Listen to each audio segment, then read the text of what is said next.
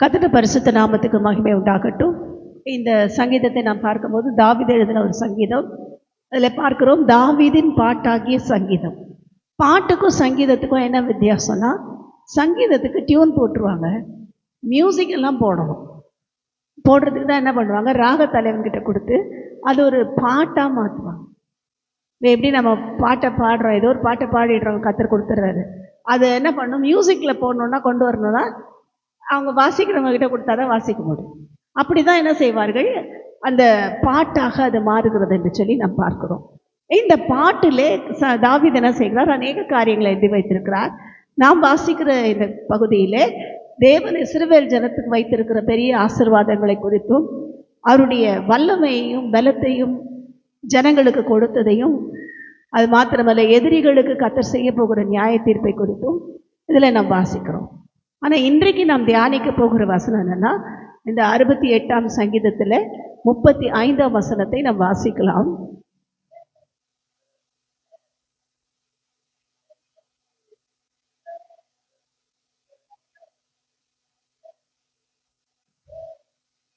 ஆமென். கர்த்தருடைய பரிசுத்த நாமத்துக்கு ஸ்தோத்திரம். இதில் வாசிக்கிறோம், ஆங்கிலத்தில் நாம் வாசிக்கும் போது Lord you are the terrible Lord என்று ஆங்கிலத்தில் வாசிக்கிறோம். நம் தேவன் யார்? பயங்கரமான தேவன். அவரை போல ஒரு பயங்கரமான தேவன் இந்த பூமியிலே இல்லை. நிறைய பேருக்கு அவர் அன்புள்ளவர், அவர் ரொம்ப என்ன சொல்லுவார், அன்பாகவே இருப்பார்னு தெரியும். ஆனால் அவர் பயங்கரமான தேவன். அவர் என்ன செய்கிறார், பாவம் செய்கிறவர்களுக்கும் துன்மார்க்கருக்கும் பயங்கரமாய் விளங்குகிறார். கர்த்தருடைய பிள்ளைகளுக்கும் அவர் என்ன செய்கிறார், கிருபை கொடுக்கிறார். கர்த்தருடைய பிள்ளைகளுக்கு அவர் எப்பொழுதும் நல்லவராகவே இருக்கிறார், அன்பாகவே இருக்கிறார். ஆனால் மற்றவர்களுக்கு அல்லது தேவ பிள்ளைகளுக்கு விரோதமாக தொடர்ந்து திருந்தவே முடியாதுன்னு கிரியை செய்கிற துன்மார்க்கருக்கோ அவர் என்ன செய்கிறார், டெரிபிள், பயங்கரமான தேவன். அது மாத்திரமல்ல, இதில் வாசிக்கிறோம், இஸ்ரவேலின் தேவன் தம்முடைய ஜனங்களுக்கு பலனையும் சத்துவத்தையும் அருளுகிறவர். பலன்னா என்ன, சத்துவம்னா என்ன, அது தெரிஞ்சுக்கணும்ல. ஆங்கிலத்தில் வாசிக்கும் போது ஸ்ட்ரென்த் அண்ட் பவர் என்று எழுதப்பட்டிருக்கிறது. God gives strength and power to his people அப்படின்னு எழுதப்பட்டிருக்கிறது. என்ன செய்கிறார் தேவன், அவரோட பிள்ளைகளுக்கு பலத்தை கொடுக்கிறார், சத்துவத்தை கொடுக்கிறார். அப்போ என்ன பண்ணணும், நமக்கு வெறும் பலன் இருந்தால் பத்தாது, பவரும் வேணும். பவர் இல்லைன்னா ஒன்றும் பண்ண முடியாது. கர்த்தருடைய பரிசுத்த நாமத்துக்கு ஸ்தோத்திரம். நீ தான் எல்லாம் கொண்டு போய் ஒரு பெரிய ராஜாவை உட்கார வச்சுட்டு அவர் என்ன சொன்னாலும் யாரும் செய்ய மாட்டாங்க, அவருக்கு பவரே இல்லைன்னா என்ன ஆகும், அந்த நாடு குட்டி செவரப்போ. கர்த்தருடைய பரிசுத்த நாமத்துக்கு ஸ்தோத்திரம். இப்போ பலன் அப்படிங்கும் போது என்ன நடக்கிறது என்றால், ஒரு எக்ஸாம்பிளுக்கு சொல்லுகிறேன். ரொம்ப நாளாக ஒருத்தர் ஹாஸ்பிட்டலில் இருக்காங்க, சாப்பாடே இல்லை, ஒரு மாதம் வச்சுக்கோங்க. ஒரு எக்ஸாம்பிள், ஒரு மாதமாக பெட்டில் அப்படியே படுத்த படுக்கையாக இருந்து சாப்பாடு இல்லை, வெறும் குளுக்கோஸ் மட்டும் ஏறிட்டு இருக்கு, டேப்லெட்ஸ் மட்டும் சாப்பிட்டுருக்காங்க. இவங்களுக்காக நம்ம ஜெபம் பண்ணோன்னா என்ன வரும், ஒரு பலன் உண்டாகும், நல்லா ஆயிரும், எந்திரிச்சு கூட வந்துடுவாங்க. எந்திரிச்சு வந்து சாப்பிட்டுக்கிட்டு ஒரு வாரத்தில் அவங்க வேலையை செய்கிறதுக்கு வர்றது தான் பலன். என்னது, ஒரு வாரத்தில் அவங்க எழுந்து அவங்களோட காரியங்களை கவனித்து கொள்ளுகிறதுக்கு பேர் பலன். அது வெறும் சாதாரண விஷயம், வெறும் ஸ்ட்ரென்த்து தான் அது. ஆனால் அதே ஒரு மாதமாக பெட்டில் இருந்த ஆளை சுகமாக்கி கொண்டு உட்கார வச்சு நல்லா ஆனதுக்கப்புறம் நல்லா சாப்பிட வச்சு அதே ஒரு வாரத்தில் ஓட வைக்கிறாங்க பாருங்க. அதுதான் என்னது, பெரிய ஒரு ஸ்போர்ட்ஸ்லேயோ கேம்ஸ்லேயோ பெரிய ஒலிம்பிக்லேயோ ஓட வைக்கிறாங்க பாருங்க, அதுதான் பவர். கர்த்தருடைய பரிசுத்தம், அதுதான் சத்துவம். இப்போ தேவன் என்ன செய்கிறாராம், நமக்கு பலத்தையும் கொடுக்குறாரு, கூடவே சத்துவத்தையும் கொடுக்குறாரு.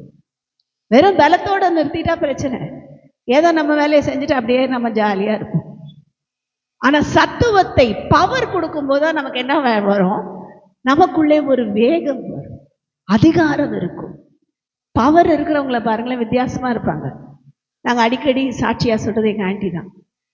படுத்த படுக்கையாக இருப்பாங்க, கோமாவில் இருப்பாங்க ஒரு வாரமாக. சபையினொன்னே ஏஞ்சி வந்து உட்காந்து பாட்டு பாடி துதிச்சு எல்லாருக்கும் தீர்க்க தரிசனம் சொல்லி சங்கீதம் விளக்கி எல்லாம் பண்ணி அவங்க போய் உட்கார்ற வரைக்கும் அவங்களுக்கு என்ன இருக்கும், ஒரு பெரிய சத்துவம். கண் பார்வையில் நடக்க முடியாது, சாப்பிட முடியாது, எல்லாமே பிரச்சனை, ஹார்ட் ப்ராப்ளம் உங்களுக்கு, எல்லா பிரச்சனையிலும் எழுந்து வந்து உட்கார்ந்து ஜெபிக்கும் போது இவங்கள மாதிரி இருக்கிற சுகம் இல்லாம வந்தவங்களெல்லாம் உயிரோடு எழுப்புவார் கர்த்தர். சுகம் இல்லாம வந்தவங்களுக்கெல்லாம் சுகம் கொடுப்பார். அப்ப தேவன் நமக்கு பலத்தை மாத்திரம் கொடுக்கல, சத்துவத்தையும் கொடுக்கிறார். எப்போ வரும் அந்த சத்துவமும் பலனும்னா பாடுபட்டாதான் வருமோ. யாரை பலப்படுத்துவார்? அவர் கூடவே அவரை போல பாடுபட ஒப்பு கொடுக்கிறவர்களுக்கு தான் பலத்தையும் சத்துவத்தையும் கொடுப்பார். நிறைய நேரம் நம்ம புலம்புல என்னது, இவ்வளோ நாளாக ஜெபிக்கிற ஆண்டவரே எனக்கு சுகமே கிடைக்கலப்பா, இவ்வளோ நேரம் போராடுற ஆண்டவரே எனக்கு நன்மையே நடக்கல ஆண்டவரே, நம்ம புலம்புகிறோம்ல, அதெல்லாம் கர்த்தர் கேட்டுகிட்டே இருப்பார். இவ்வளோ நாளாக போராடினாலும் நீர் எப்போ பலப்படுத்துகிறோ என்னை பலப்படுத்தும் என்று சொல்லி அவரோட கரத்தில் ஒப்பு கொடுத்து பாடுகளுக்கு சந்தோஷமாய் ஒப்பு கொடுக்கிறவர்கள் சத்துவத்தையும் கூட பெற்றுக்கொள்வார்கள். கர்த்தருடைய பரிசுத்த நாமத்துக்கு ஸ்தோத்திரம். அதுக்கு ஒரு நல்ல எக்ஸாம்பிள் நம்முடைய பவுல். அப்போஸ்தலனாகிய பவுலை குறித்த அப்போஸ்தலர் நடபடிகளில் நாம் வாசிக்கிறோம். லிக்கவோனியா பட்டணத்துக்கு போகிறார். அங்கே முதல்ல தெர்பைக்கு போகிறாங்க, லிக்கவோனியா பட்டணத்துக்கு போகிறாங்க. அங்கே இருக்கிறவங்களுக்கெல்லாம் சுவிசேஷம் அறிவிக்கிறார். எல்லாருக்கும் தேவனை குறித்து இயேசு தான் தேவன் என்று சொல்லுகிறார். எல்லாம் சொன்னோன்னா அங்கே இருக்கிற சில யூதர்கள் விசுவாசிக்கிறாங்க, சில யூதர்களுக்கு பொறாமையாயிடுச்சு. இவர் எதையோ சொல்கிறாரு, நம்பாதீங்க, அதை ஒரு குழப்பத்தை பண்ணாங்க. முதல்ல நல்லா விசுவாசிக்கிறாங்க ஒரு கூட்டம், அதை கலைக்கிறதுக்குன்னே இன்னொரு கூட்டம் வந்து இல்லை நம்பாதீங்க, அவன் சொல்கிறதெல்லாம் போய், இயேசுங்கிறதெல்லாம் சும்மா கதை கட்டுக்கதை என்று சொல்லி அதை கலைக்கிறதுக்கு ஒரு கூட்டம், யாரோ இல்லை யூதர்கள் தான் கிளம்புறாங்க. அவங்க எல்லாம் குழப்பம் பண்ணுறாங்க. இப்போ என்ன ஆயிடுச்சுன்னா பவுல் மேலே ஒரு பெரிய கோபம் வந்துருச்சு அந்த ஊர் பட்டணத்தாருக்கு. இந்த பட்டணத்தில் இருந்த ஜனங்களுக்கு பவுல் மேலே கோபம். என்ன பண்ணுறாங்க, பவுலை கல்லெறிந்தார்கள். கல்லெறிந்து என்ன பண்ணார், அவர் அவ்வளோதான் போயிட்டாரு, மரித்து போனான் என்று எண்ணும்படி கல்லெறிந்து அவ்வளோதான் காலி, இறந்துட்டாருன்னு சொல்லி தூக்கி போட்டு போயிட்டாங்க. இவங்க இப்படி போகிறாங்க, பவுல் எழுந்து போயிட்டே இருக்காரு. கல் எறிஞ்சா என்ன ஆகும், சும்மா இருக்கிற நம்மளே நடக்க முடியல. எல்லாம் மொத்தமாக வந்து கல் எறிகிறாங்க, ஒரு பெரிய கூட்டம், ஒரு 100 பேர் வச்சுக்கோங்களேன். எல்லாம் சேர்ந்து கல் எறிஞ்சா என்ன ஆகும்? கர்த்தருடைய பரிசுத்த நாமத்துக்கு ஸ்தோத்திரம். சும்மாவே நடக்க முடியல, கல் எறிஞ்சா அவ்வளோதான், படுத்த படுக்கை ஆகும். என்ன பண்ணார், கல் எறிந்த உடனே போகிறார், பார்க்குறார், திரும்பி பார்க்குறார், யாரில் அவர் எழுந்து போய் திரும்பவும் அந்த பட்டணங்களுக்குள்ளே போய் என்ன செய்தார், சுவிசேஷத்தை பிரசங்கித்தார். கர்த்தருடைய பரிசுத்த நாமத்துக்கு ஸ்தோத்திரம். இதுதான் பவர், இதுதான் பவர். இதுக்கு தான் தேவன் என்ன செய்கிறாரு, நம்மை பலப்படுத்துகிறார், வல்லமையினாலே நிரப்புகிறார். என் வேலையை செய்கிறது ரொம்ப ஈஸி. நான் என்ன செய்ய போகிறேன், மிஞ்சி போனால் வேலைக்கு போகிறேன்னா வேலைக்கு போவேன், சமைக்கிறேன், வீட்டில் சமைப்பேன். என்ன பெரிய சமையல், ஒரு நாள் பார்த்தா ரசமாக இருக்கும், இன்னொரு நாள் பார்த்தா காரக்குழம்பாக இருக்கும். இந்த சமையல் தான் பெரிய சத்துவம் வேண்டிகிறது. ஒன்றும் இதெல்லாம் செய்கிறது பலன். ஆனால் சத்துவம் என்கிறது சாசின் பிடியில் அகப்பட்டவர்களுக்காக ஜெபித்து அவர்களை விடுதலையாக்குகிறது, மரித்தோரை எழுப்பு. இப்போ பவுல் போறாரு, ஏன் பின்ன தேவர் அற்புதம் செய்ய மாட்டார்? அவரோட உருமால்களை போட்டால் கூட மரித்தவர்கள் எழும்பினார்கள், வியாதிகள் சுகமானது, போராட்டத்தில் இருந்தவர்கள் விடுதலையாக்கப்பட்டார்கள், சாசன் பிடியில் இருந்தவர்களை கர்த்தர் என்ன செய்தார், விடுதலையாக்கினார். இதெல்லாம் நடக்கணும்னா என்ன பண்ணணும், நமக்கு பலன் பத்தாது, சத்துவமும். அதை கொடுக்குறவர் யார், தேவன் தான். நம்மளே போய் சத்துவம் வேணும் கிடைக்காது. நீங்கள் நிறைய பேர் பவர் மினிஸ்ட்ரி பண்ணுறாங்க. என்ன மினிஸ்ட்ரி? Power ministry. அந்த பவர் மினிஸ்ட்ரியெல்லாம் நம்மளே சொல்லிக்க கூடாது, நாங்கள் ரொம்ப பவர்ஃபுல்லுங்க, நாங்கள் பயங்கரமான ஆளுங்க அப்படிலாம் நம்மளே சொல்லிக்க கூடாது.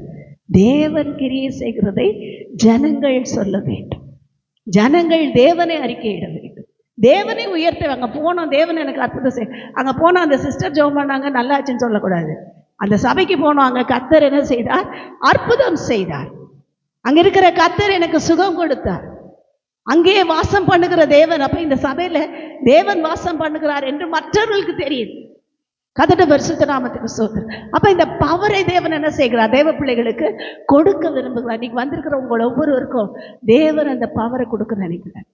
அதனால் இன்னைக்கு ஒரு வேலை புலம்பி வந்தீங்கன்னா, இன்னையோட ஆண்டவரே இந்த புலம்பெல்லாம் விட்டுறேன்ப்பா, இந்த துக்கத்தை எல்லாம் விட்டுறேன்ப்பா, இந்த கவலையெல்லாம் வச்சிடறேன் உங்கள் மேலே. நிறைய தடவை நான் மறந்து போகிறேன், நான் இந்த உள்ள கையில் வரைஞ்சிருக்கேன்னு ஆண்டு வாக்குகள் கொடுத்துருக்குறாரு. கர்த்தருடைய பரிசுத்த நாமத்துக்கு. நிறைய பேரும் என்ன பண்ணுறோம், அவர் கையில் இருக்கிறத மறந்து போயிடும். நான் தான் எல்லாமே, என்னை தவிர யாருமே இல்லை, நான் உழைச்சாதாங்க சாப்பாடு, நான் செஞ்சாதாங்க எல்லாம், இப்படின்னு நினச்சி நம்மளை நாமளே யோசிச்சுக்கிறோம். நம்ம இல்லைனாலும் எல்லாம் நடக்கும்.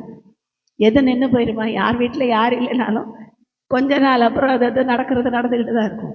அதனால எதையும் நான் தான் நினைக்காதீங்க. நான் அல்ல, எனக்குள்ள இருக்கிற பரிசுத்த ஆவியானவர், எனக்குள்ள இருக்கிற பரிசுத்த ஆவியானவர் சொல்லி சொல்லி சமைச்சு வீட்டுக்காரர் கொடுங்க. ரட்சிக்கப்படாத கணவரை தேவன் ரட்சிப்பார்.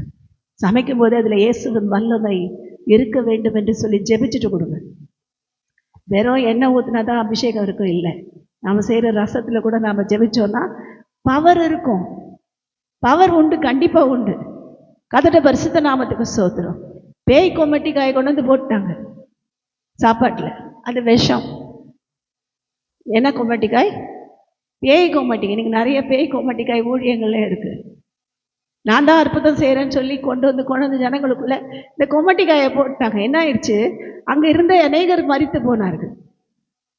எலிசாவுடைய ஊழியத்தில் சாப்பாடு வைக்கிறாங்க, இல்லை சாப்பிட்டு ஐயோ சாப்பாட்டில் விஷயம் இருக்கிறது என்று சொல்லி கத்தினார்கள், அலறினார்கள். இவர் போய் ஒன்றும் பண்ணல, அது போய் ஜெபம் பண்ணார். அந்த பவர், அந்த வல்லமை, அந்த சத்துவம் அந்த உணவில் இறங்கின போது அதில் இருக்கிற விஷயத்தன்மை தேவன் மாற்றி போட்டார். உப்பு தண்ணியா இருந்தது, வெறும் ஒரே ஒரு கிளையை தூக்கி அதில் போட்டார், நல்ல தண்ணி ஆயிடுச்சு. அதோட பரிசுத்த நாமத்துக்கு ஸ்தோத்திரம். நம்ம கூட இங்கே என்ன வருது? எங்கே பார்த்தாலும் ஒரே கார்பரேஷன் வாட்டரில் ஸ்மெல்லு, ஒரே ஸ்மெல்லு, ட்ரைனேஜ் ஸ்மெல் தான் வருது இந்த ஏரியா ஃபுல்லாக. கதட்ட பரிசுத்த நாமத்துக்கு ஸ்தோத்திரம்.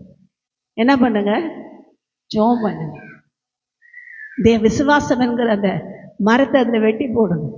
அவங்க நல்ல தண்ணி வேணும்னு நினச்சிங்கன்னா, நான் கார்பரேஷன் வாட்டரை ப்ரிஃபர் பண்ண மாட்டேன், போர் தண்ணி இருந்தால் போதும். கதட்ட ஒருவேளை அதில் வாசனை வருது அப்படின்னா ஜெபம் பண்ணுங்க. அந்த நல்ல தண்ணி என்ன செய்வார்? தேவன் ஆசீர்வதிப்பார். ஏனென்றால் அப்பத்தையும் தண்ணீரையும் ஆசீர்வதிப்பேர் சொன்ன கர்த்தர் உண்மையுள்ள தேவன். நாம் எதை யூஸ் பண்ணுறோமோ அதை ஆசீர்வதிப்பார். நம்முடைய வேலையை ஆசீர்வதிப்பார், குடும்பத்தை ஆசீர்வதிப்பார், பிள்ளைகளை ஆசீர்வதிப்பார். ஒன்றே ஒன்று நம்ம முறுமுறுக்கக்கூடாது, ஒன்றே ஒன்று நம்ம புலம்பக்கூடாது. வெளியே சொல்ல மாட்டாங்க, உள்ளேயே சிலர் புலம்பிக்கிட்டு இருப்பாங்க. அந்த புலம்புல கூட இன்னைக்கு விட்டுருவோம்.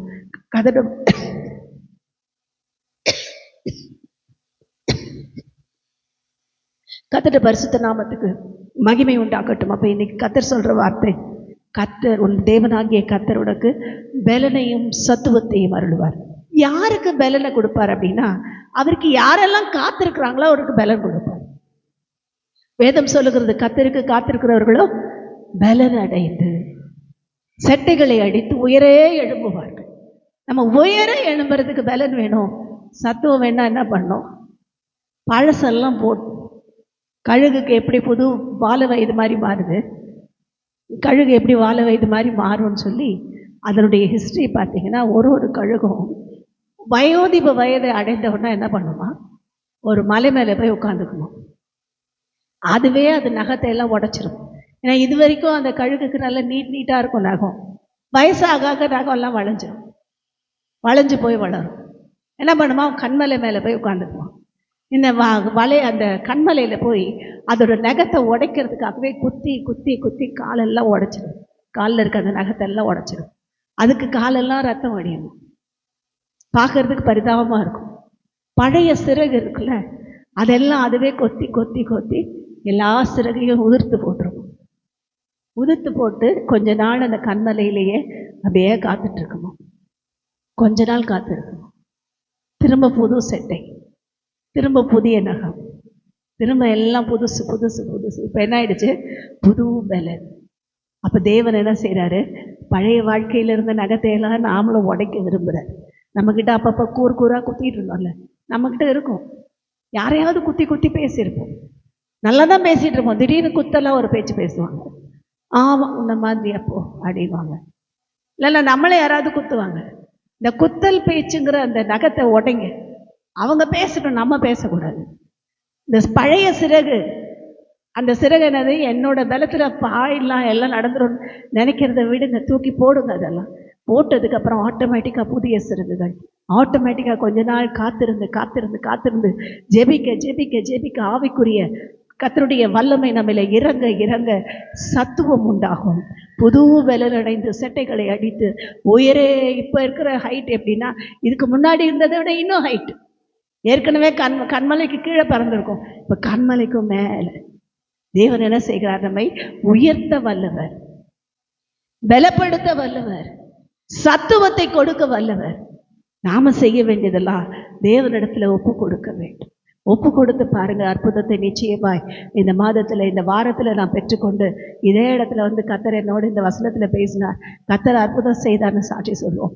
கர்த்தர் தாமே அப்படி செய்ய நமக்கு உதவி செய்வாராக. ஆமென்.